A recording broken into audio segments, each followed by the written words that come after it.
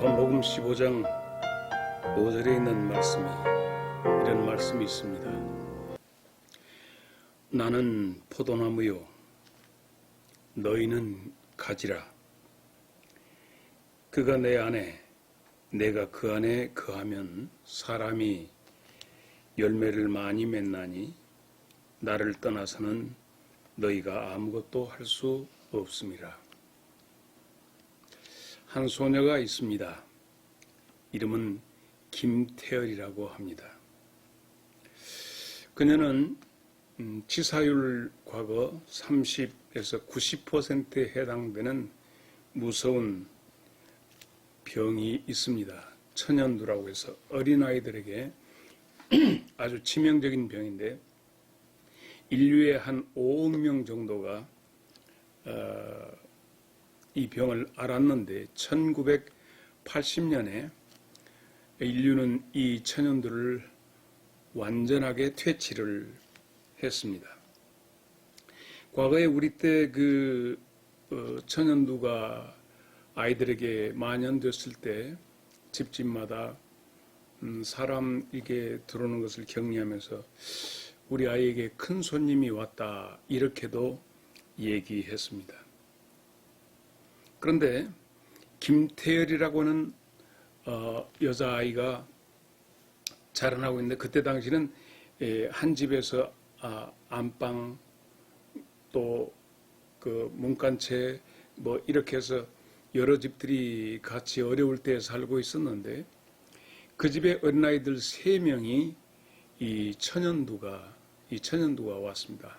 그래서 다들 아이들 다른 두 아이가 죽고 하니까 이 김태열이 어머니는 이 아이를 데리고 교회로 달려가서 전도사님 우리 태열을 위해서 기도해 주세요.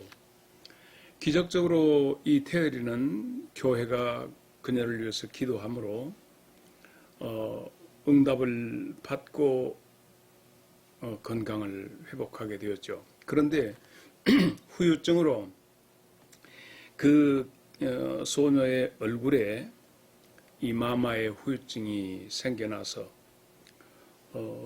굉장히 얼굴이 많이 후유증을 앓게 되면서 부끄러운 자국을 갖게 되었지요. 그래서 태열이는 철이 들면서 어머니에게 적어도 계집아이로서 얼굴이 이렇게 마마 자국이 있으므로 괴로워하고 부끄러워하는 것을 듣고 어머니가 그에게 얘기를 해 주었습니다. 이것은 하나님의 은혜가 너에게 임한 자국이지 절대 부끄러운 자국이 아니다.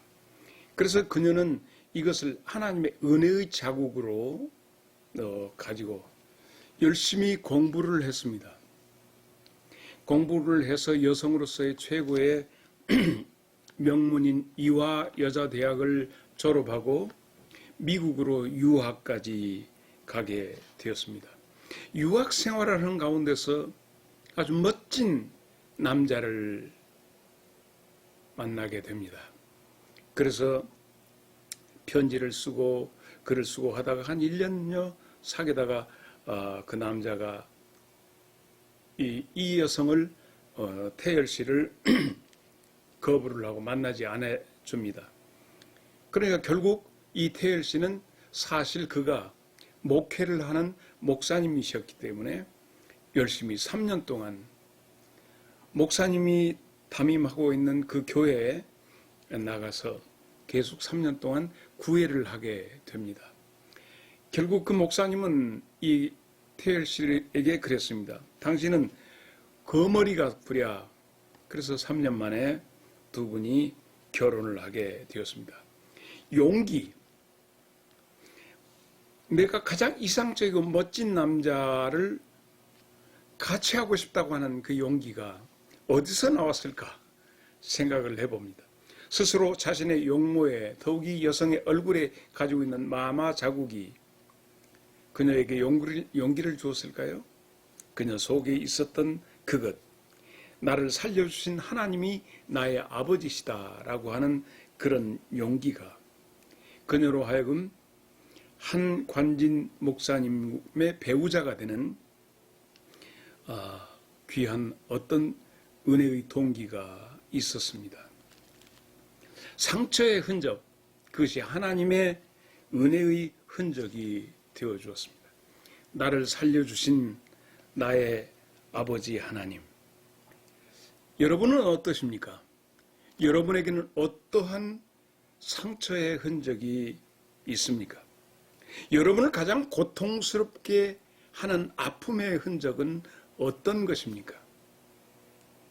우리 김태열 사모님에게 그 어려서 알았던 그 마마라고 하는 천연두의 질병이 그녀의 평생 그녀의 얼굴에 가호가리만큼 있었음에도 불구하고 그것을 하나님의 은혜의 선물로 흔적으로 승화시켰던 그녀는 가장 멋진 퀸스 장로교회, 뉴욕에서 가장 큰 교회라고 그러죠.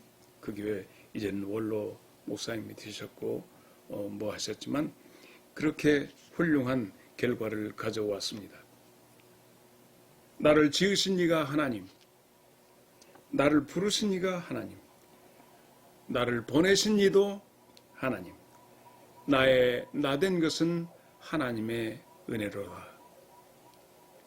우리가 이 복음송을, 하나님의 은혜라고 하는 복음송을 우리가 다 즐겨 부릅니다. 그러나 이 속에 깊은 곱씹어서 나의 삶에 그런 여러 가지 아픔의 흔적들을 하나님의 은혜로 승화시킬 수 있어야 합니다.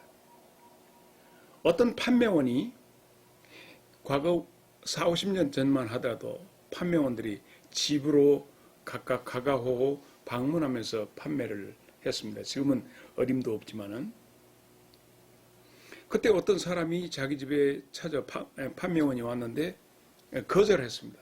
지겨우리만큼 안 삽니다. 가주세요. 그런데 거절받은 판매원의 얼굴이 싱글벙글합니다. 희한하게.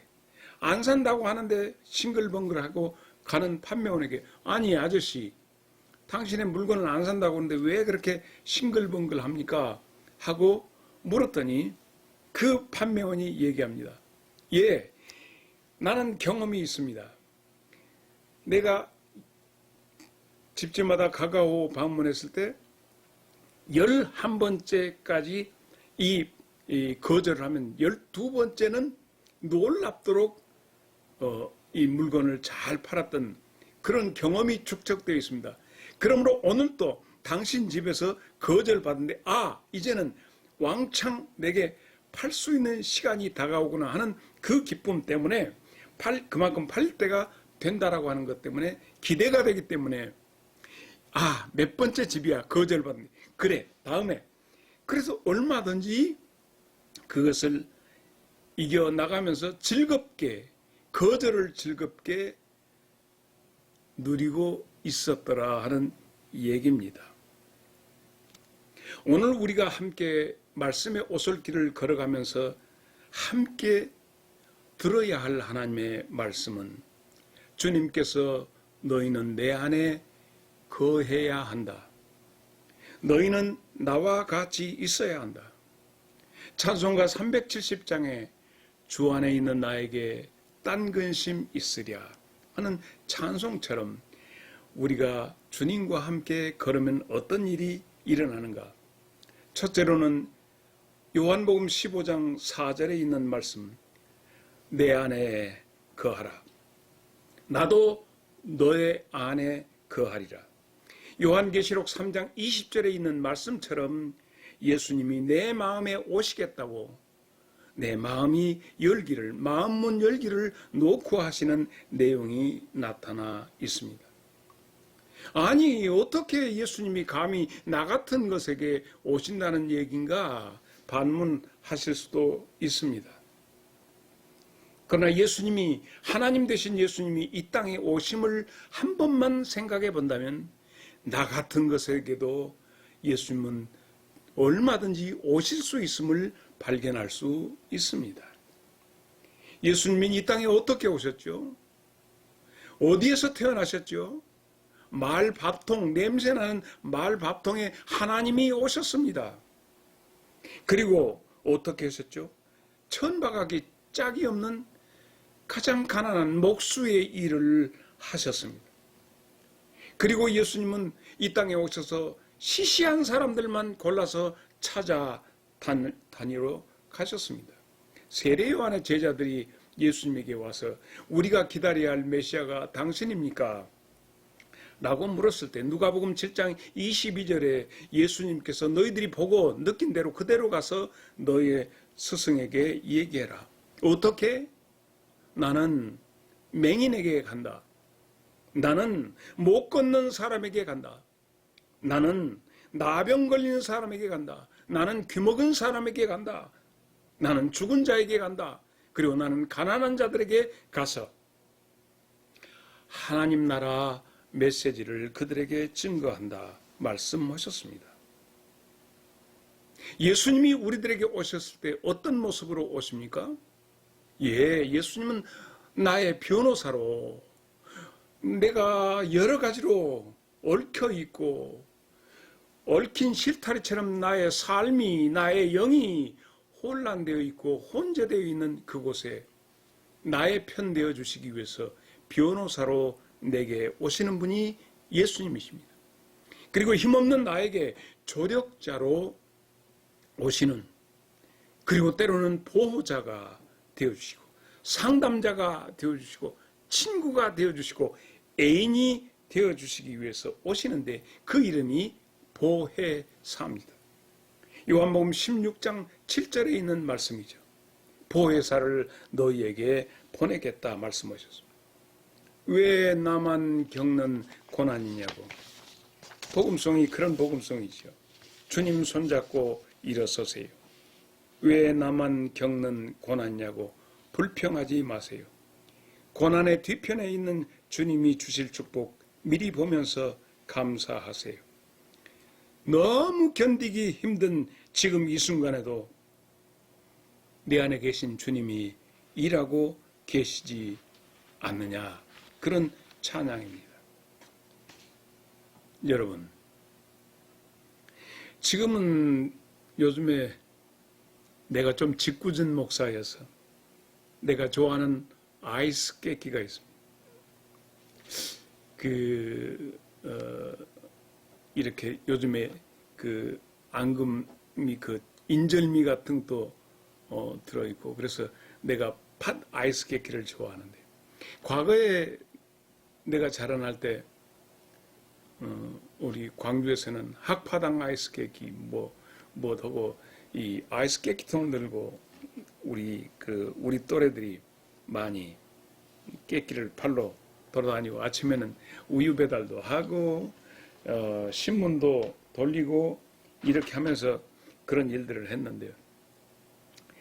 어떤 목사님이 아들이 먹고 싶어 하니까 아이스 깨끼를 사줬는데 이걸 아껴 먹는 일이라고 지절에서 막 다 흘러내립니다, 손으로.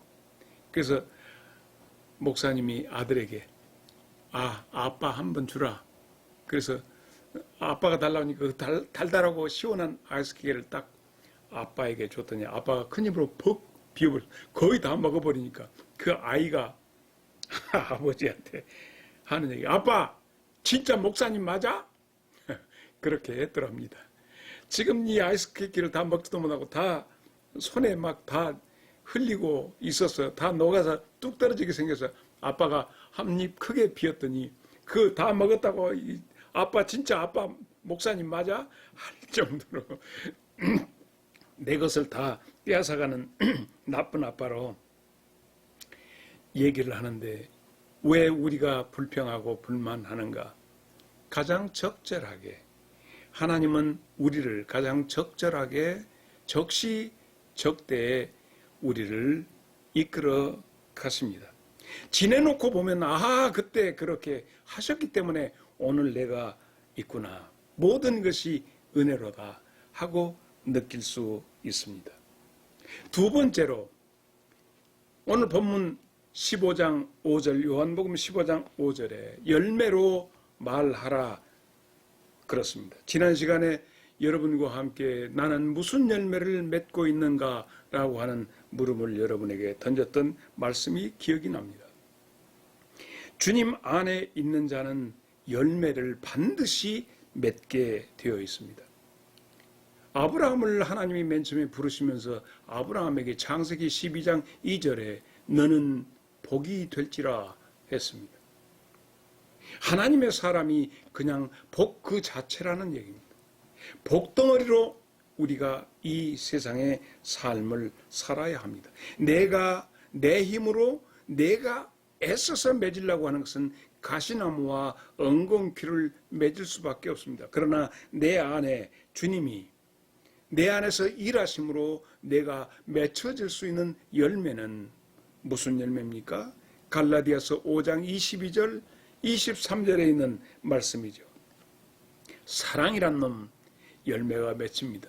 희락이라는 놈 그 열매도 맺혀지게, 아니 나에게 화평이란 이름도 이 열매도 맺혀지게 되고, 오래 참음의 열매도 내게서 맺혀지게 되고, 그리고 자비, 양선, 충성, 온유, 절제까지 이 모든 아름다운 열매들이 내게서 맺혀질 수 있는 것은 내가 아니라 주님이 나와 함께 내 안에 거하심으로 나 같은 것에게, 돌감람나무 같은 나에게 참 감람나무 대신 예수님이 함께 계심으로 열매가 풍성하고 풍요로워진다는 말씀입니다.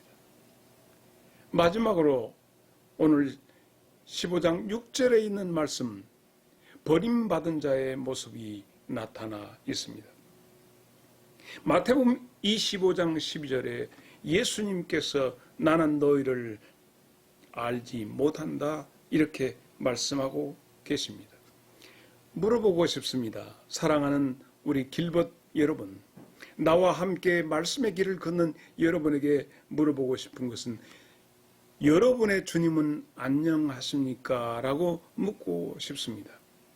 여러분 안에 계시는 주님과 여러분은 요즘 문안 인사는 제대로 하시는지요? 요즘에 대화는 매끄럽게 하고 계시는지요? 요즘 그분과 동행은 하고 계신지요? 아니, 요즘 그분과 동거는 하고 계신지요? 성경에 보면 예수님을 잊어버리고 사흘 동안 예수님을 찾아 방황하는 사람들이 나옵니다. 누가복음 2장 44절로 46절에 있는 말씀입니다. 오늘 여러분은 어디에서 누구와 살고 계십니까? 오늘 말씀을 세 가지로 요약하면, 첫째는 내 안에 예수님 오십니다. 두 번째는 오시면 열매를 맺게 되는데, 구체적으로 성경은 9가지 열매가, 성령의 9가지 열매가 맺혀진다고 말씀하고 계십니다.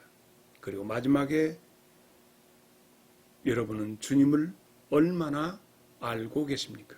우리가 주님을 알지 못하면 역시 주님도 나를 아실 수가 없지 않습니까? 너희가 나를 버렸으므로 나도 너희를 버려라고 하는 말씀이 있습니다.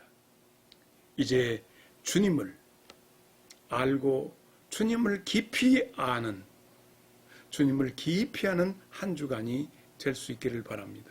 이미 내게 오신 주님, 그분과 함께 여러분의 삶에 자자한 흔적이 은혜의 흔적이 될 수 있기를 주의 이름으로 축복하면서, 이 무더운 여름, 이 우기에 많은 비들이 내리고 있는데 강건하게 다음 주일 여러분과 만날 수 있기를 소망합니다. 여러분 감사합니다.